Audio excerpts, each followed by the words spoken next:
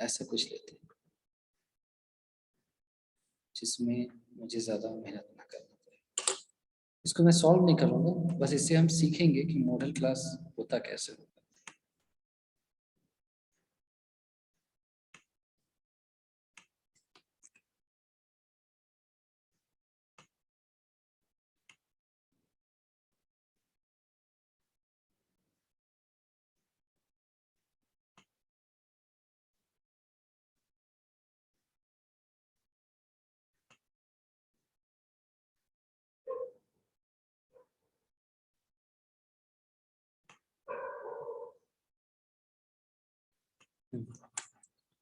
तो अगर मैं पूछूं कि यहाँ पर मॉडल क्लास कहाँ पर है, तो आपको मेरे ख्याल से दिख रहा होगा 1500 to 2000। ये डेटा सबसे ज़्यादा रिपीट हो रहा है, तो ये हमारा है मॉडल क्लास। तो इसको हमने बोला पहले तो मॉडल क्लास। ठीक है, अब अगला सवाल कि चलो मॉडल क्लास समझ में आ गया, अब मोड कहाँ पर होगा, मोड कितना होगा। तो कितना होगा ये तो चलो हम निकालेंगे, पर इतना तो समझ में आ गया होगा कि जो मोड होगा उसकी वैल्यू 1500 से लेकर के 2000 के बीच में ही हो सकती है। ये समझ में आ रहा है कि मोड मेरा यस सर। है ना, इसी के बीच में होगा। तो ऐसा कुछ हमने पढ़ा या देखा है क्या, तो याद आ रहा है कि हाँ, मीडियन में भी ऐसा ही कुछ होता था। ठीक है, मीडियन में भी ऐसा ही कुछ होता था कि मीडियन जो है उस पर्टिकुलर मीडियन क्लास के विद ही कहीं लाई करता था। इसका मतलब है कि जो मेरा मोड होगा वो एल से स्टार्ट होगा, यानी कि 1500 से स्टार्ट होगा। ठीक है, यानी जैसे मीडियन में एल प्लस समथिंग होता था, यहाँ पर भी एल प्लस समथिंग होगा, सेम स्ट्रक्चर। पहली चीज। दूसरी बात कि अगर मैं इस क्लास साइज को थोड़ा कंप्रेस करूं या स्ट्रेच करूं, तो मोड की वैल्यू पर असर पड़ेगा क्या। तो आंसर मिला कि हाँ बिल्कुल हो सकता है कि अगर मैंने इस क्लास साइज को कंप्रेस किया, यानी कि 1500 से 2000 की जगह 1500 से 1600 कर दिया, यानी क्लास साइज को 500 की जगह 100 कर दिया, तो मेरा मोड अगर मान लो एक्चुअली में 1800 था, तब वो इस क्लास के बाद चला गया, इस क्लास में तो रहा नहीं। इसका मतलब जो मेरा मोड है वो इसके क्लास साइज पर भी डिपेंड करता है, यानी जो हमने मीडियन में पढ़ा है इंटू एच, है ना, जो हमने ऊपर में पढ़ा था n/2 minus cumulative frequency by f into H. तो n प्लस और इंटू एच, ये जो स्ट्रक्चर है वो यहाँ पर भी लगभग वैलिड होगा। बाकी चीज़ें हमें कैलकुलेट करनी है, वो क्या होगी। तो उसके लिए हमने पहले एक ग्राफ जैसा कुछ ऐसे बनाया। ये है मेरी फ्रीक्वेंसी और ये है क्लास, नहीं उल्टा बना दिया मैंने, फ्रीक्वेंसी को इधर रख लेते हैं, यहाँ पे फ्रीक्वेंसी रख लेते हैं और इधर बना देते हैं क्लास। अब जैसे ये 1000 है सपोज, ये है 1500, ये है 2000 और ये है 2500, ऐसा।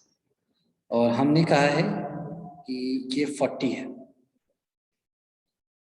ये हम डिक्लेयर कर चुके हैं ऐसे। ये जो फ्रीक्वेंसी है ये 40 है, इससे पहले ये 24 है फ्रीक्वेंसी और इसके बाद 33 है, यानी ये जो है ये 33 है और इसके पहले जो है वो इसके थोड़ा सा कम है इससे, तो ये है 24। ठीक है, अब ये है क्या, तो 40 जो है मेरे जो मोड क्लास है उसकी फ्रीक्वेंसी है, तो इसको मैंने नाम दिया है फिर f1। क्यों, क्योंकि हमारे लिए जो मेन चीज़ है वो 1 है, जो उसके बाद वाली क्लास है उसकी फ्रीक्वेंसी को मैं बोलूँगा f2, और जो मॉडल क्लास से ठीक पहले वाली क्लास है उसको मैं बोलूँगा f0। ठीक है, तो ये हो गया F1 मतलब कि मॉडल क्लास, F0 क्लास से पहले वाली क्लास की बात कर रहे हैं, F2 मतलब मॉडल क्लास से बाद वाली क्लास की बात कर रहे हैं। ये तो एक बात हो गई। अब हम यहाँ पर ऑब्जर्व करते हैं कि 1500 पर जब हम पहुंचे, जैसे मान लो हम 1000 से 1500 के बीच में जा रहे हैं, हमारे को डेटाज मिल रहे हैं, 24 डेटा मिलना चाहिए। उसके बाद 1500 के बाद अचानक से क्या होता है, यहाँ पर जंप होता है, जिसको हम बोल रहे हैं राइज, यानी कि वैल्यू में अचानक से इंक्रीमेंट होगा। फिर 2000 तक 40 वैल्यू हमें मिलेंगी। उसके बाद यहाँ पर क्या होगा, ड्रॉप होगा, यानी कि फॉल होगा, ऐसे। अब इसको देख करके हमें ये जज करना है कि जो मोड होगा वो इसके बीच में होगा, वो कहाँ पर होगा, ये हमें डिसाइड करना है। तो एक बात तो है कि हम जो पढ़ रहे हैं यहाँ पर सारी चीज़ें यूनिफॉर्म है, यानी कि जो डेटास हमें मिल रहे हैं 1000 से 1500 के बीच में 24 डेटा, तो हमने यही माना है कि वो 24 डेटा कैसे होंगे, 1000 से 1500 के बीच में यूनिफॉर्मली डिस्ट्रीब्यूटेड होंगे। मतलब ऐसा नहीं होगा कि 24 के 24 डेटा 1100 हो गए और 1100 से 1500 के बीच में एक भी डेटा नहीं है, ऐसा नहीं होगा, वो यूनिफॉर्मली डिस्ट्रीब्यूटेड होंगे, पहली बात। सिमिलरली जब हम इस क्लास की बात कर रहे हैं 2000 से 2500 और 33, तो यहाँ पर भी इसका मतलब यही है कि 2000 से 2500 के बीच में 33 डेटाज यूनिफॉर्मली डिस्ट्रीब्यूटेड, ठीक है। और यही चीज़ मीडियन क्लास के लिए भी लागू होगी कि वहाँ पर 40 डेटाज यूनिफॉर्मली डिस्ट्रीब्यूटेड होंगे। तो इन सारी बातों का मतलब क्या है, इन सारी बातों का मतलब है कि यहाँ पर जो राइज हो रहा है और जो फॉल हो रहा है वो एब्रप्टली नहीं हो रहा होगा। यानी कि अगर मुझे बताना है कि मीडियन मेरा, या इसको और थोड़ा सिंप्लीफाई कर लूँ, इस केस में बाद में आते हैं, इससे पहले अगर मैं आ जाऊं, अगर ये थोड़ा सिंपल सा कंडीशन होता कि ये है मान लो मेरा 1500, ये है 2000, ये है 2500 और ये है 1000, मान लो यही क्वेश्चन था, ये कुछ ऐसा होता कि ये तो 40 है, इसमें कोई दिक्कत की बात नहीं है, ये 40 है, जो ये जो क्लासेस हैं मेरे, ये जो दोनों क्लासेस हैं, इनकी फ्रीक्वेंसी बराबर होती है, यानी ये दोनों क्या होते, 30-30 होते मान लो, यानी F1 भी 30, सॉरी F0 भी 30, F2 की फ्रीक्वेंसी भी 30 और F1 की फ्रीक्वेंसी जो है वो 40 है, जैसा कि अभी है।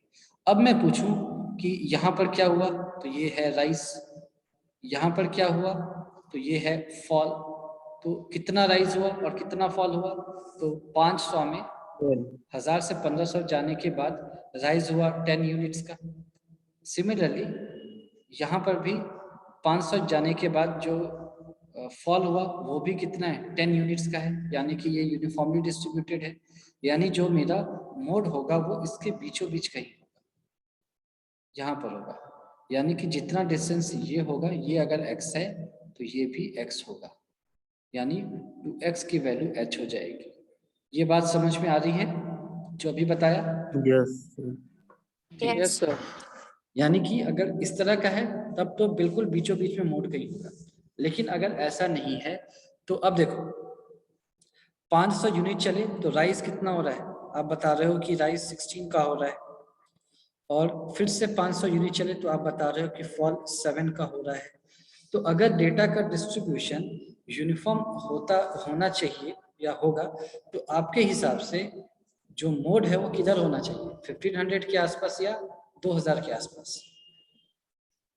13 का फॉल हो रहा है ना।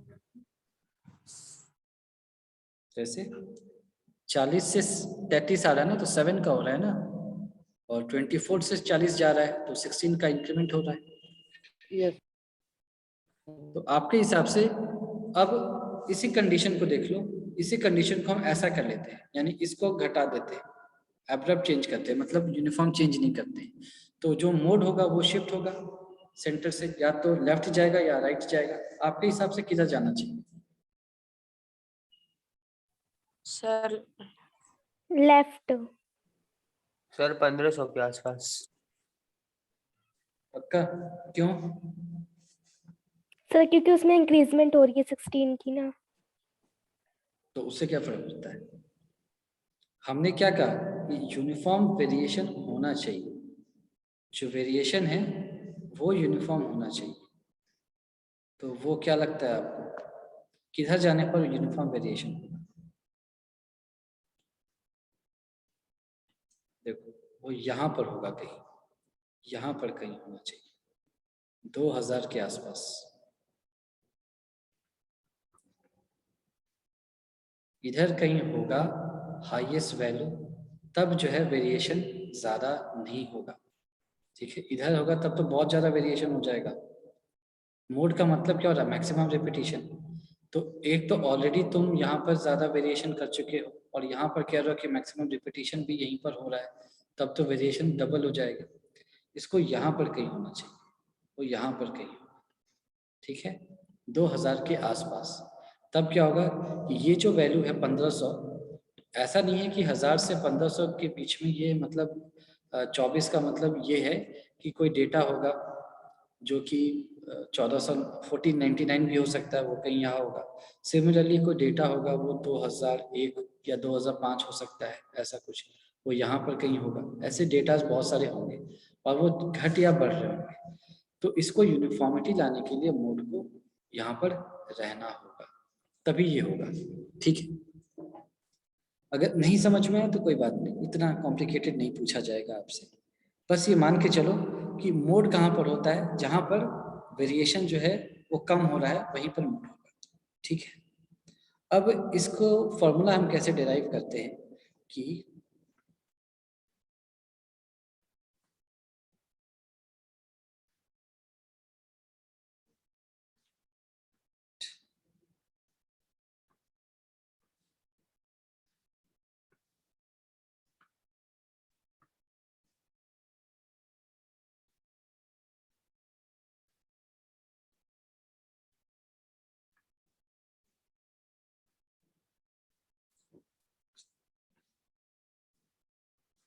इसको बना देते हैं।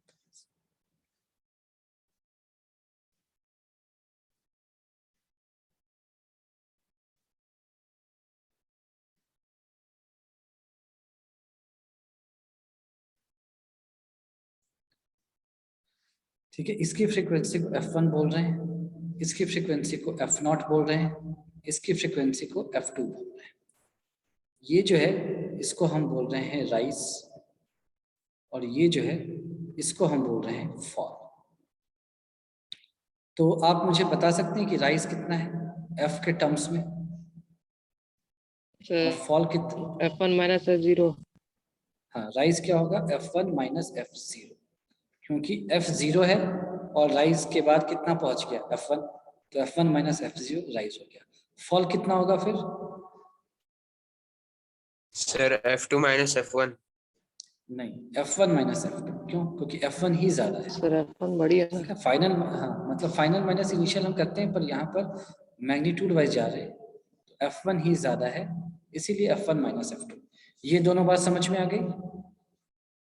Yes sir. ठीक है, यस सर। इन्हीं पर डिपेंड करता है आपका मोड, है ना? क्यों?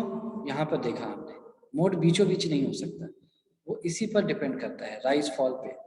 तो इसका जो फॉर्मूला होता है वो मैं लिख देता हूँ, और ये आता कैसे है वो भी मैं बता देता हूँ। कि जैसे मान लो हमने माना है कि यहाँ पर मीडियन है सपोज, इस जगह पर, तो इस पॉइंट को इससे ज्वाइन कर दो, इसको इससे ज्वाइन कर दो, फिर यहाँ पर ऐसे परपेंडिकुलर बना दो, तो ये ट्रायंगल और ये ट्रायंगल जो है ये सिमिलर हो जाएंगे, फिर ये ट्रायंगल और ये ट्रायंगल भी सिमिलर हो जाएंगे। तो इन सिमिलरिटी से ये प्रूव कर सकते हैं। ठीक है, हम डायरेक्टली मैं फॉर्मूला लिख देता हूँ कि मोड क्या होता है। तो हमने स्टार्टिंग में ही कहा था कि L से स्टार्ट होगा, L plus rise divided by rise plus fall into H, ये मोड का फॉर्मूला होता है। तो राइज क्या है आप आसानी से देख सकते हो, फॉल क्या है वो भी आसानी से आप देख सकते हैं। और इंटू एच क्या है, क्लास साइज। तो मेरे ख्याल से इसमें भूलने लायक कुछ भी नहीं है। अगर आपको फॉर्मूला रटा हुआ नहीं है तो भी इतना तो पता है कि L प्लस समथिंग होता है और H से मल्टीप्लाई होना चाहिए, और ब्रैकेट में क्या है, rise divided by rise plus fall. ये डायग्राम आप याद रखेंगे तो याद हो जाएगा। अब हम जो बुक में दिया है वैसे इसको कैसे लिखें, तो mode is equal to L plus, तो राइज आपने क्या बताया है, F1 minus F0 divided by F1 minus F0 plus F1 minus F2 into H, ऐसे। और बुक में इसको कई बार ऐसे भी लिख देते हैं, हालांकि मैं प्रिफर नहीं करूंगा कि आप ऐसे याद रखें, आप इसको लॉजिकली समझें। और नीचे में क्या है, F1 प्लस F1, तो उसको 2F1 बोल दिया माइनस F0 माइनस F1। तो ये तो रटने के लिए है, ऐसे कैसे भी रट लो, पर लॉजिक ऐसा ही है, L plus rise divided by rise plus fall into H, और राइज क्या होगा फिर F1 माइनस F0, फॉल क्या होगा F1 माइनस F2। तो ये याद रहेगा, बताओ भाई। Yes sir. है ना, इसमें कुछ भी भूलने लायक नहीं है, ठीक है। अब मान लो इसी कंडीशन पे आते हैं, तो ये आपको दिख गया होगा कि ये क्या है F0, ये क्या है F1 और ये क्या है F2, है ना। अब मान लो कि इसको पहले हटा दो,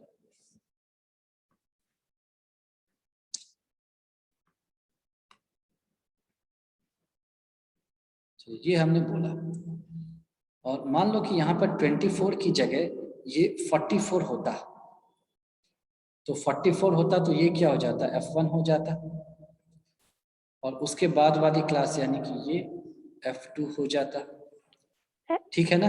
तो F0 कितना होगा,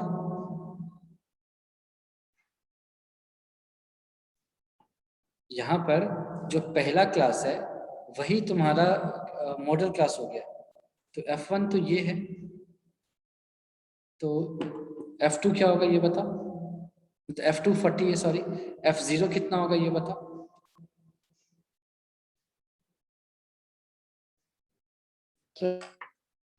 समझ में आ रहा है मैंने क्या पूछा, कि अगर फर्स्ट क्लास ही मॉडल क्लास हो जाए तो F1 F2 तो पता है ना, वो तो F1 जो हाईएस्ट मॉडल क्लास पहले तुमको पता है फर्स्ट क्लास, उसके जस्ट नीचे वाला F2 हो जाएगा। F0 की वैल्यू कितनी होगी यहाँ, सर जीरो। जीरो, F0 की वैल्यू जीरो होगी, क्योंकि F0 एग्जिस्ट ही नहीं करता है। तो यहाँ पर इस फॉर्मूले में चुपचाप F0 जहाँ पर भी दिखा उसकी जगह जीरो रख दिया, F1 F2 LH की वैल्यू रख करके सॉल्व कर लेंगे, ठीक है, समझ में आ गई बात। Yes sir. ठीक है, उसी तरह से अगर मान लो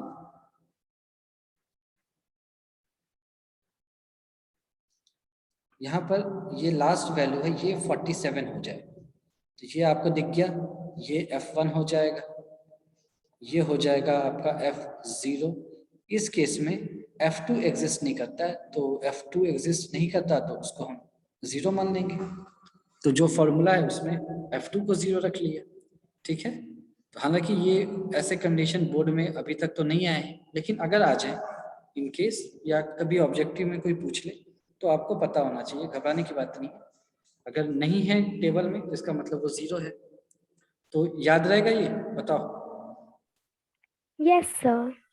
ठीक है, यस। तो बस इतना ही था इस चैप्टर में। अब आप देखेंगे इस चैप्टर को हम बहुत ही हंसी मजाक में कंप्लीट करते चले जाएं।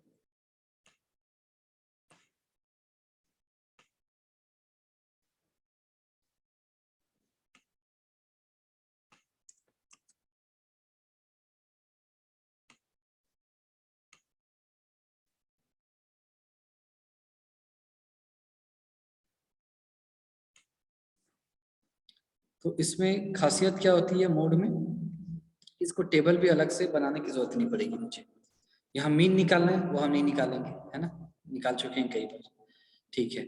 इसको देखा, यहाँ पर आपको मॉडल क्लास कहाँ दिख रहा है,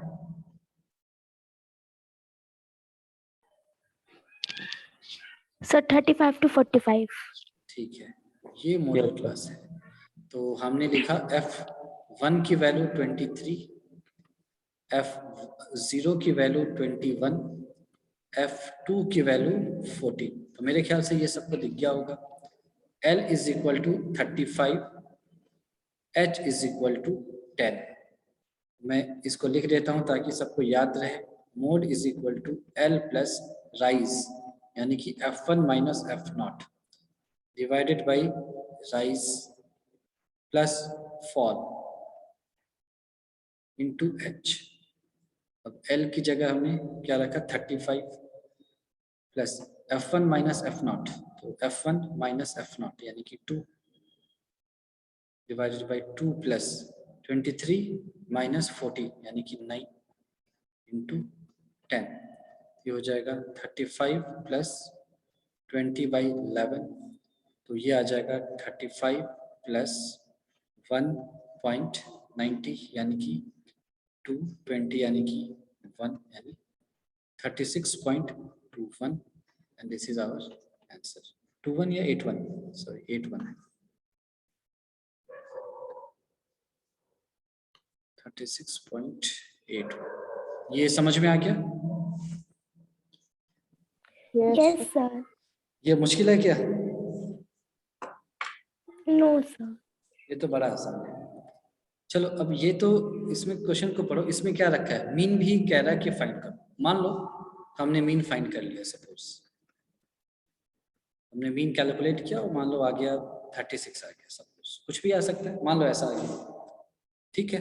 आगे वो कह रहा है compare and interpret the two measures of the central tendency. तो हम एग्जाम में तो नहीं लिख सकते कि मीन कई बार कर चुके हैं तो इसीलिए नहीं करूंगा, वहां तो करना पड़ेगा, कंपेयर करना पड़ेगा। तो इस 36 का मतलब क्या है और इस 36.81 का मतलब क्या है, ये हमें बताना पड़ेगा। तो इसको समझते हैं मीन के अकॉर्डिंग। तो ये हमने कई बार किया है। मान लो एज और नंबर ऑफ पेशेंट्स की जगह marks and number of students की तरह इमेजिन करो। तो 5 से 15 के बीच में 6 स्टूडेंट्स हैं, 15 से 25 के बीच में 11 स्टूडेंट्स हैं एंड सो ऑन। तो इसका मतलब है कि अगर मुझे इस पूरे क्लास के लिए केवल एक मार्क्स बताना हो जो पूरे क्लास को यूनिफॉर्मली रिप्रेजेंट करे, तो वो कितना होगा, 36। तो सिमिलरली अगर मुझे केवल उन पेशेंट्स की संख्या बतानी हो, या सॉरी उस पेशेंट की एज की संख्या बतानी हो जो एक एज इस पूरे क्लास को रिप्रेजेंट कर सकता है, तो वो हो जाएगा 36 ईयर्स, और ये मीन रिप्रेजेंट करता है। फिर मोड जो है वो 36.81, वो क्या बता रहा है, तो वो बता रहा है कि यहाँ पर 5 से लेकर के 65 ईयर्स के पेशेंट्स आ रहे हैं। तो सबसे ज़्यादा जो पेशेंट्स हैं उनकी एज क्या है, तो वो है 36.81 ईयर्स, ठीक है। तो maximum number of patients coming to this hospital have their age as 36.81 years, और 36 क्या है, एक मीन वैल्यू ऑफ जो भी नंबर ऑफ पर्सन का एज है, तो 36 ईयर्स वो मीन एज है। तो ये आपको अंतर समझ में आ गया?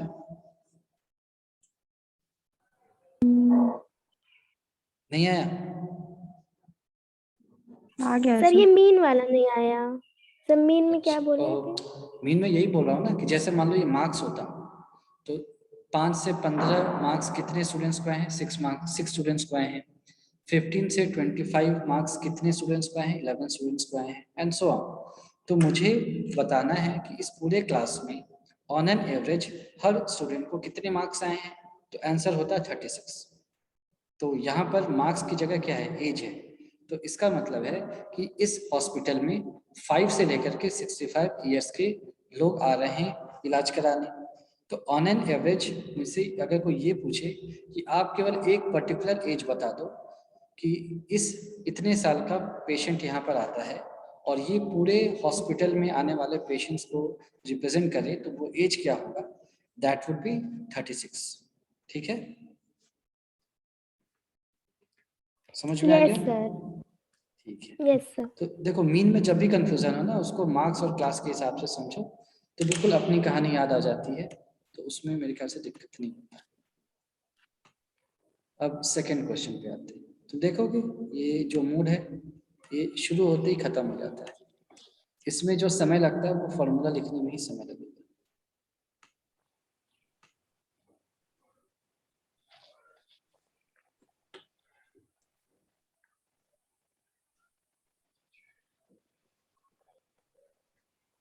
तो ठीक है, मेरे ख्याल से ये सबको दिख गया होगा। This is my model class. तो L is equal to 60, H is equal to 20, F1 is equal to 61, F0 is equal to 52 and F2 की वैल्यू हो गई 38। Therefore, mode is equal to L plus rise यानी कि F1 minus F0 divided by rise plus fall. This is F1 minus F2 into H. L is 60, F1 minus F0, तो ये हो जाएगा 9 divided by 9 plus F1, तो ये हो जाएगा मेरे ख्याल से 23 इंटू H इज 20। ये आ गया 60 प्लस 9 बाई 32 इंटू 20, ये 5 टाइम्स, ये 8 टाइम्स। तो therefore mode is equal to 60 plus 45 by 8, तो ये क्या हो जाएगा 60 प्लस 5 45, तो 5.50 यानी कि 625, that is equal to 65.625 answer. ये सही है क्या? इतने आवर्स Yes, sir. सही। सही है? अच्छा, तो इसको नोट कर लो, फिर हो जाए तो बता देना। कर ली। कर चुके? गुड। फिर हम क्वेश्चन नंबर 3 पर आते हैं।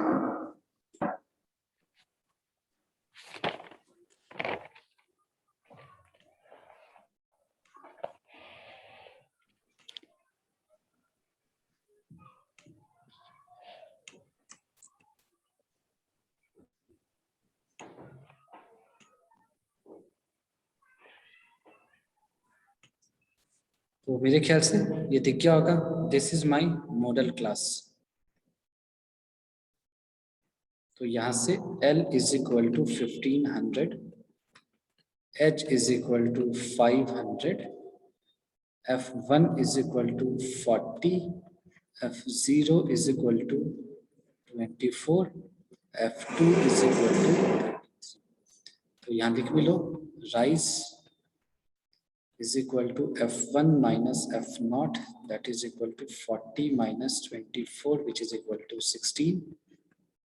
Fall is equal to F1 minus F2, that is equal to 40 minus 33, equal to 7. अब यहाँ पर निकाल लो mode. Therefore, mode is equal to L plus rise divided by rise plus fall into H, ये आ जाएगा 1500 plus rise है 16 divided by 16 plus 7 23 into H is 500। तो इसको एक मिनट कैलकुलेट करता हूँ। 16 इंटू 500 डिवाइडेड बाय 23, तो 347.82 प्लस 1500, तो ये आया 1847.82 and this is our answer. ये सही है क्या?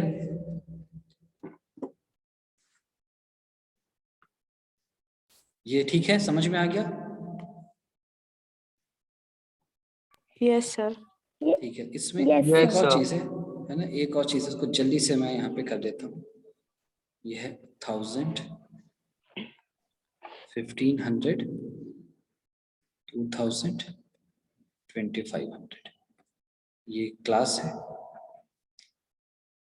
बस 1 मिनट में हो जाएगा ये, तो जाना मत अभी। फ्रीक्वेंसी ये है 40,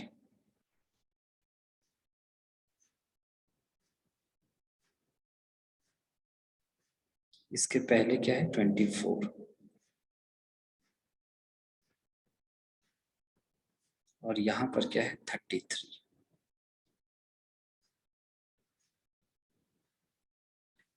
F0, F1 और F2। तो यहाँ पर जो राइज है वो क्या है 16 का है और जो फॉल है वो 7 का है।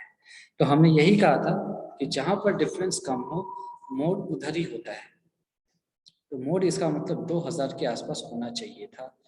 तो वो देख लो 1815 के आसपास है, यानी यहाँ से उसकी दूरी कितनी है लगभग 350 और यहाँ से इसकी दूरी है केवल 150।